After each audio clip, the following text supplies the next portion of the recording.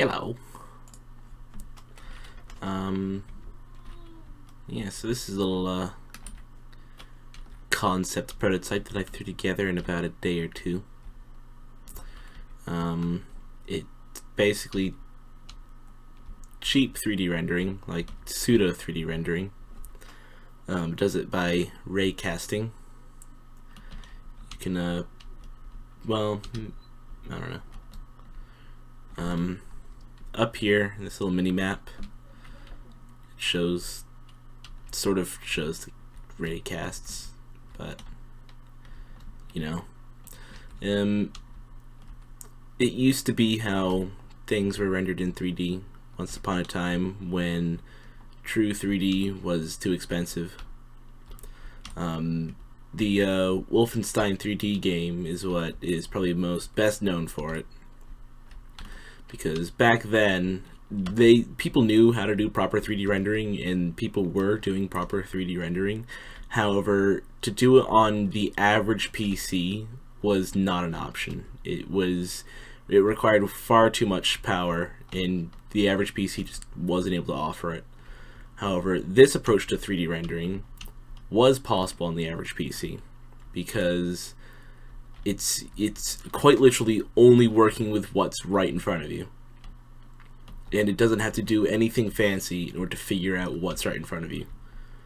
Because the way it figures it out is it just has a bunch of rays that are cast out from your player in the direction you're looking, and when they hit something, well, that's what you draw right there. You can probably see that everything is broken up into like columns, and that's basically each that's the resolution I have it currently set to. The thing is though, because I wrote this in Love 2D, which is what I mainly work in. Thing is though, Love 2D being based on Lua, an interpretive language, doesn't have the best performance. Like it's got decent performance, but it hasn't got the best performance in the world, especially compared to compiled languages. Like Lua is one of the more powerful interpretive languages out there. However, it's like snail speed compared to any compiled language like Java or C++. Like those languages are so much faster. But my point is that this here is pretty much the limit of what can be done with this approach to 3D rendering in Lua. As you see there, I'm getting around 40-60 FPS. And now the advantage with this approach to 3D rendering is that I could have the level here be as big as I want it to be, and the frame rate will never drop. Like, I could have a small level like this, or I could have a ginormous sprawling level that is like a scale recreation of an entire city, and as long as I have the memory to store it in RAM, there will be no other decrease in performance, like in any way, because the way this is rendered, it quite literally only deals with what's directly in front of you. However, this is the best quality you're gonna get. And so I decided that maybe it's finally time for me to branch out. In case you're wondering why these things are turning green when they're in the middle, it's because I implemented a way to place and break them all. So yeah, could be changed on the fly. But yeah, maybe I can demonstrate what I ported over to. I ported over into Java. So here's what it is. You'll notice that I'm still only getting like 60 FPS, but that's because it's capped. Like, I could probably be getting like 200, 300 FPS if I didn't cap it. In the current resolution is set to be the width of the window here, so the resolution could not be higher than what it's currently set to, unless of course I made the resolution of the window higher. That's an option, but you know, didn't really see a need to.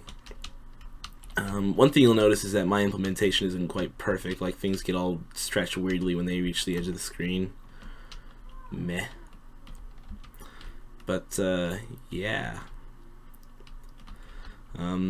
Since the resolution here is, like, the overall screen resolution is lower than I have on the Love 2D, so the pixels are bigger on the screen. You can actually probably see in the mini-map the little squares that are drawn to show where the ray casts are ending up. And yeah. In this version I have not yet implemented the whole block placing and breaking bit yet, but you know, that's like something I could do in like 10 minutes. But yeah, like, other than the high resolution, it's pretty much all the same as I had in Love 2D. Like, higher resolution, higher frame rate is all that's different, basically. I've also been using different textures here, but you know, that's not really an important factor. But yeah, this I plan on developing into a full game of some sort. I'm thinking like a survival game where you have to like mine in caves and you're playing as a dwarf, and that dwarf's name is Ben Duggan or something like that. That's why I named it that. I don't know why Ben Duggan, that's just, I just tried to think of like a name, and that's just what came up. Not even really a dwarf name, is it? Oh well, that's what I'm going with. But yeah.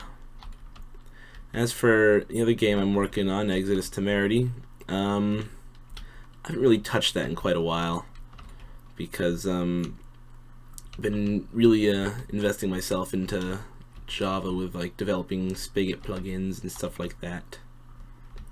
Then this came along, and then just other reasons, because Exodus Temerity has reached a point which I knew would reach at some point in time, and I was afraid of it, which is that the core like infrastructure for the game is all done, and it's just adding content to the game.